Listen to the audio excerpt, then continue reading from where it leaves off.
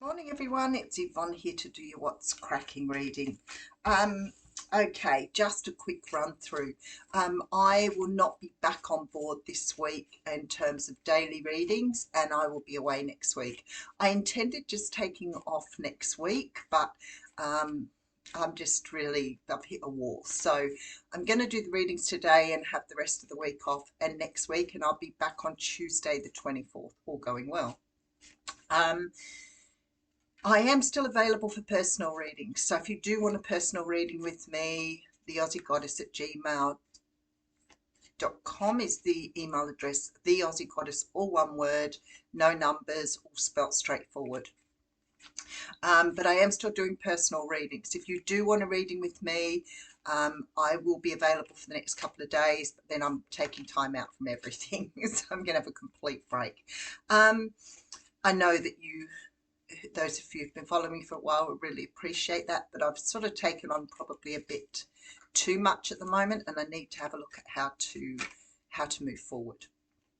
And in light of that, I've been doing a lot of work on myself again.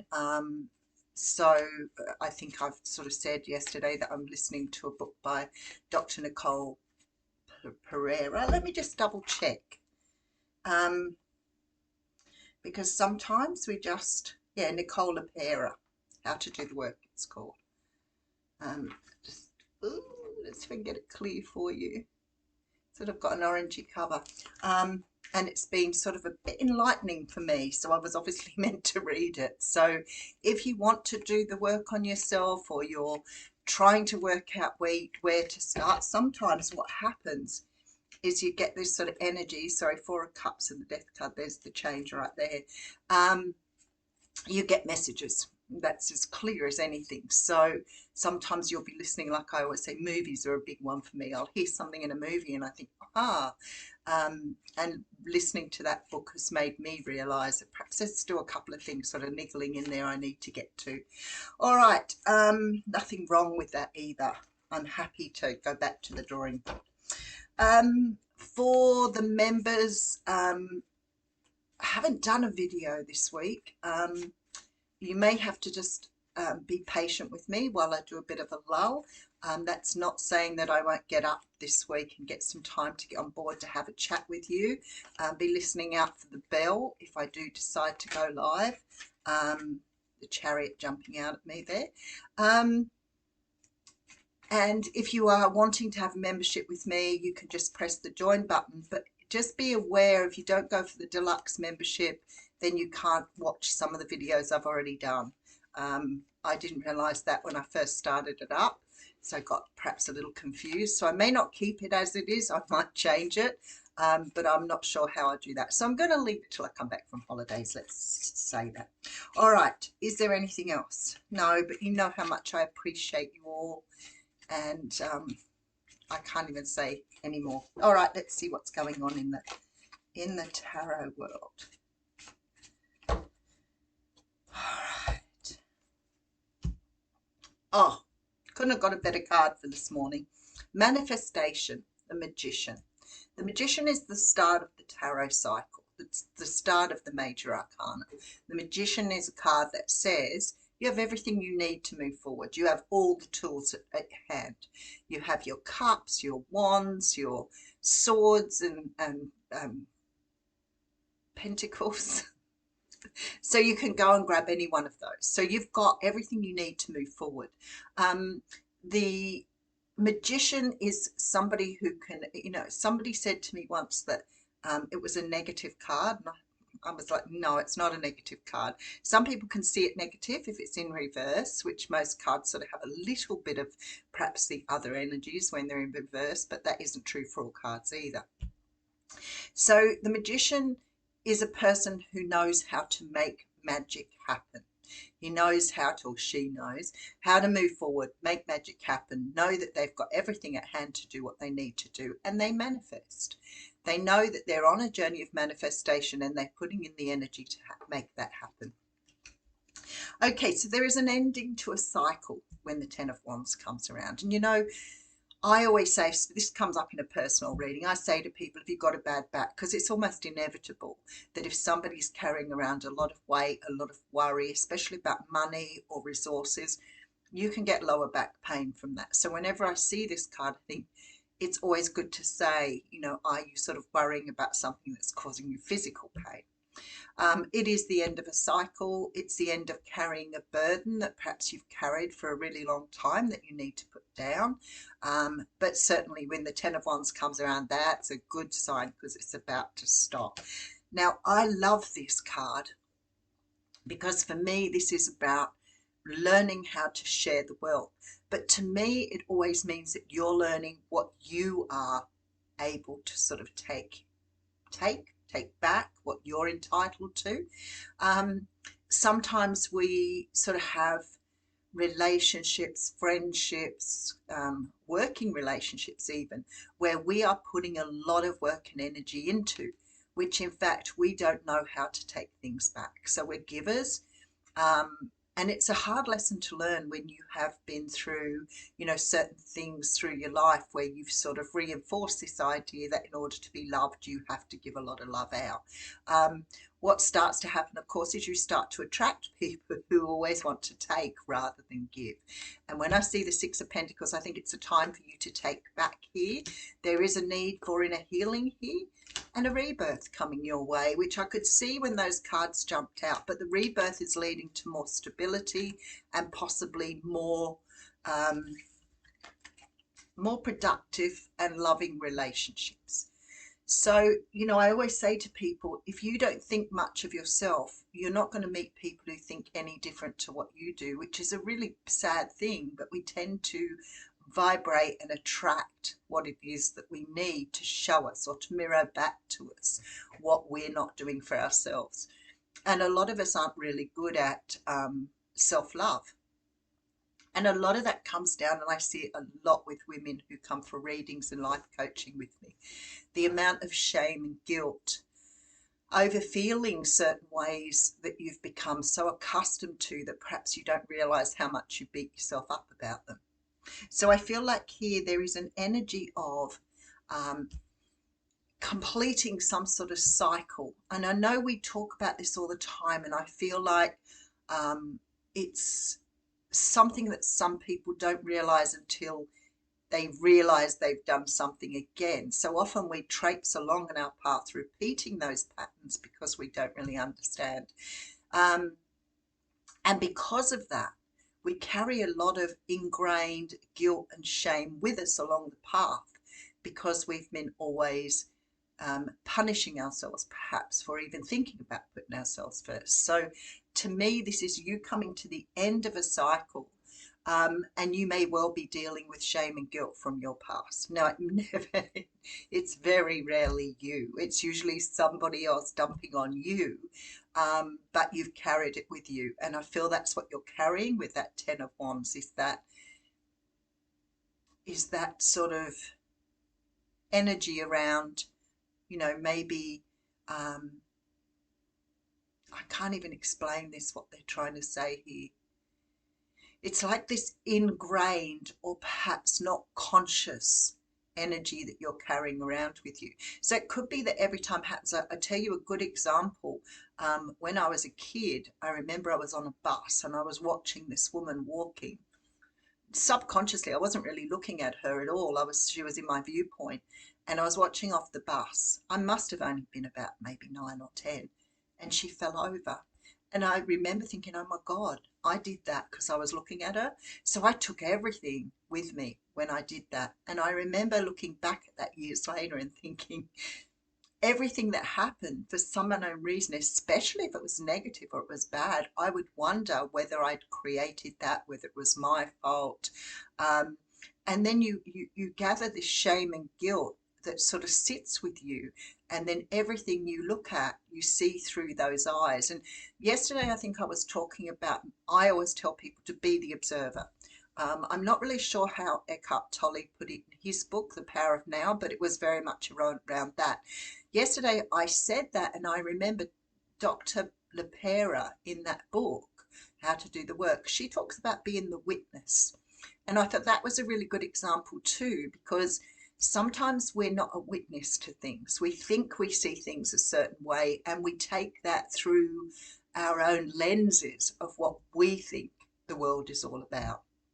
So if we have lenses that other people have given us, through, making us feel ashamed or guilty. So say, for example, you've had a parent who has some sort of shame and guilt themselves. This is where sort of multi-generational stuff comes through. And I know it happens a lot with culture. Um, but if somebody believes a certain thing, like, for example, if you're highly religious and you believe doing work like this is evil or whatever, then you may make other people feel guilty and shameful for what they do, rather than and you may do it subconsciously, um, but you may say things or do things that pass on to the next generation. So if you have a parent who's very religious, for example, their shame and guilt will sort of carry through to that next generation. And you carry the shame and guilt without actually understanding what you're doing. So it becomes very, it does become toxic, and it does become deeply ingrained to a point where it may not be obvious to you that you're measuring your world through these lenses. So really become the witness in your own life. And I think Nicole LePera has a really different way of looking at it, in effect, but I think that was a really good way to see it. Be the witness of your own life. Watch what you do. All right, let's have a look and see what's coming through. We have the Page of Pentacles coming through with the Nine of Pentacles. That's beautiful energy. And the World card, really signifying that you're starting to understand. That's really good, actually. I almost want to say that Five of Pentacles, as much as it always is sort of a card that talks of spiritual lowness. Sometimes when I see it, depending on what's sitting around it, I think that is a particularly good place to see the Five of Pentacles, because that says to me that maybe you've been experiencing flat moods, or being low, or wondering why you're where you are. Maybe you've been curious. Maybe you've been doing the work to understand yourself a lot more. And it sometimes, when I get the Five of Pentacles, I think that maybe you're traveling quite low at the moment, low energy, low enthusiasm, low motivation, because you are carrying a lot of this weight on your back around perhaps things to do with yourself that you haven't been completely aware of. I love to see the Nine of Pentacles for that reason, because the Nine of Pentacles is a very underestimated card. This is a person who is really feeling very, very comfortable in their own skin. This is a person who feels independence, who, understands who they are at a deeper level. So when I see the Nine of Pentacles, I think I couldn't have seen a better card come up to these two. Because for me, this is an ending, and you can see the World card. I mean, she's quite obviously looking back at that Five of Pentacles there. And maybe if you've been feeling a little low or a little flat, I would say to you with this card here, there probably is a real need to see like the world is in your hands, and whatever you've been seeing up until this point is done. So you've seen something here, you've recognized something, you've digested it. So I want to say to you with the World card there's this feeling here that somebody may have mirrored something to you. Somebody may have shown you something, and it sort of feels like off the back of something yesterday that was said, that something happened that you perhaps were really triggered by and really upset about. But somehow or another, I see this like a mirror. It's like somebody has shown you something, and you've said to yourself, that really hurt, or that was really uncomfortable. But in you doing that, I've seen that I have now some sort of energy attracted or clinging to me that actually doesn't belong to me. So that makes me feel even more that this may be this sort of ingrained shame or guilt about yourself. Sometimes when people are angry with us, or, upset with us, or lie to us, or cheat on us, or whatever they do, sometimes we go back and we might have to take some responsibility. Don't get me wrong, because I think we always have that element of responsibility within us. But maybe the responsibility here is for you to understand that it wasn't your responsibility. Because I feel like somehow or another here, something has been mirrored back now that is showing you the end of that cycle, showing you what you need to be aware of. And maybe when other people do things like that lady falling over when I was on the bus, immediately became my problem, my upset. I felt guilty. And when you're a very empathic person and you feel like you can fix the world, which of course you cannot do, you feel guilty when things happen. It's okay to feel sad and it's okay to feel that empathy, but we also have to understand, where does that empathy finish and the new energy begin? Because we cannot be responsible for wars. We cannot be responsible for poor leadership. We cannot be responsible for people getting hurt. We can do our part in that if it is required of us, but we cannot be responsible for what goes on around us. So it's about understanding, this is my responsibility, this is who I am, this is where I am. I am not able to do the things that I think I should be doing. So therefore, I'm only going to be able to do what's within my sphere of reference. Okay. I have the beautiful Temperance card coming out. Oh, with the Moon card. See the major arcanas in that row again with the Seven of Pentacles. You're sowing seeds for the future here. It's very much about allowing yourself to grieve what you need to let go of, because a wish is coming in for you here. The Queen of Swords for me is always that energy of, I'm going to make a stand. I'm going to stand up for myself. I'm going to take it in hand and I'm going to do what I need to do. She's very assertive. She's very outspoken. She's got that sword. She wants a new beginning and she knows, with sitting on that throne, what she is entitled to. But she's clear. She's logical. She understands all that. She is the witness or the observer in her own life. And that's signified with that sword there and the throne. So it doesn't matter where you are or what you're doing, you can still be true to yourself regardless of what's going on. So there is a real energy here of moving towards your wishes, moving towards manifestation. We have 2 cards of manifestation sitting in this reading. This is more about planting seeds for the future, understanding where you want to go, being really clear about it, and manifesting these wishes and these dreams that you want. But what the energy that you're sort of bringing forth at the moment is sort of very much around sort of balance and understanding, bringing things up from the depths, really understanding who you are at a greater level. When we are born into this world, some people say, I always talk about my thoughts and ideas, but you may have your own. When we're brought into this world, basically as a baby, we're a clean slate. When people are cruel to children and babies, I think, that they have nothing really. They're just born and they're completely dependent on a parent to raise them. But if you are a believer of the nature-nurture argument, you will know that even though we're a clean slate, we still carry with us the DNA of our ancestors. So we still carry a certain amount when we come into this world. I feel like this is really evident, I guess for me, because I didn't find out that the man who raised me wasn't my father until I was like 48 years old. But every time I looked at my face in photographs and every time I looked at the person that I was, I couldn't see, even though I didn't know about this, I couldn't see where I belonged. And that was really confusing for me.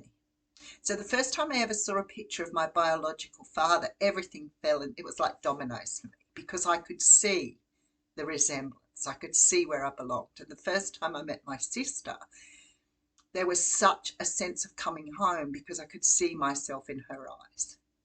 And I feel like here, this is what you're doing. It's like you're going back to being a child again. You're rebirthing yourself and you're now able to look in the mirror and see where you belong. And that to me is a great accomplishment for those of you who've been working on yourself. So you're manifesting. You're letting go of the pains and whatever else of the past here, and you're learning how to accept, love, generosity, whatever it is that's directed at you, you're being graceful with it now.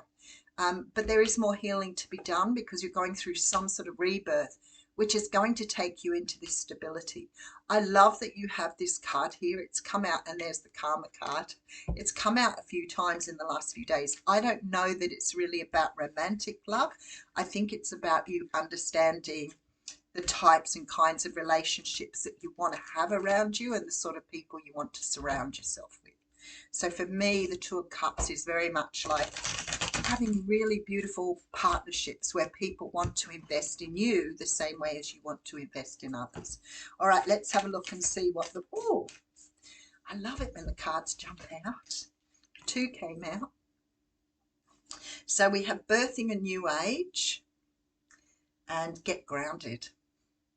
I'm not going to even look in the book at these because I feel like they just sit beautifully with the reading. When we talk about getting grounded and people say, you know, you need to sort of understand how to ground yourself, it's because as human beings, we spend a lot of time in our mind and we forget that our body is an integral part of who we are. And we forget the connection between mind and body. And I think the highlighting of that vagus nerve has really started to get people to understand that what we think and how we are mentally affects our physical state. And that's why I have always been a fantastic believer in metaphysical illness, because when something is happening, I can tell you, you go back to the drawing board and you can understand why your mind is affecting. So I have a book called The Secret Language of Your Body by Inna Segal. And again, that's a really good book to read if you're interested. And I refer to it often. So when I see get grounded, I understand this is about not living in the clouds. It doesn't mean that you can't fantasize or dream. It means that you are connected to Mother Earth. And the best way I found, and somebody told me when I was quite young, take your shoes off and walk barefoot on the ground, preferably on grass, but it doesn't really matter. Don't hurt yourself by doing it. But when you feel the grounding of the earth and the soil beneath your feet, and possibly we were never meant to wear shoes for that reason, but you feel really connected. And this one here, this birthing a new age, makes me feel like you're bringing something new into existence. I feel like that's a part of you that you're now accepting or that you are really comfortable with. So beautiful reading. Much love to you all. I'll see you in a week and a half, so around about the 24th. Put it in your diaries. If I get a chance to get on live, that will probably be the only thing I will do this week, so that I stay connected myself. I love you all. Bye bye.